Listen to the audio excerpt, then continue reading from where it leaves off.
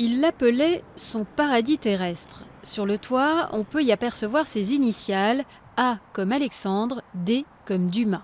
Niché sur un coteau du port Marly à l'ouest de Paris, ce palais néo-renaissance est à l'image de son illustre propriétaire.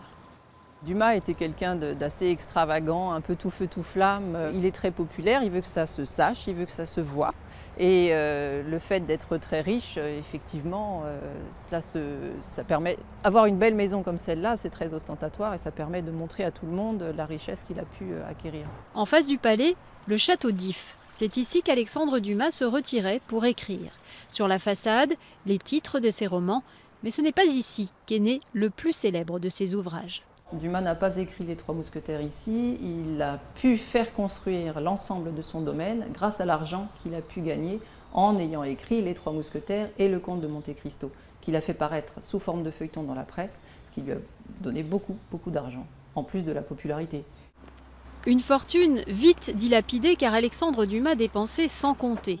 En 1849, soit 3 ans à peine après l'avoir construit, il est contraint de vendre le château pour une somme dérisoire. Sauvé de la démolition il y a 45 ans, le château est devenu un musée, mais aujourd'hui, il est à nouveau menacé. On peut voir ici qu'on peut passer le doigt au travers, tout est bombé. Comme l'eau est vraiment omniprésente dans le domaine, le terrain est gorgé de sources et il est évident que l'eau arrive en masse vers le château. Il faut à tout prix le protéger pour que nous puissions le conserver encore longtemps et le léguer aux générations futures.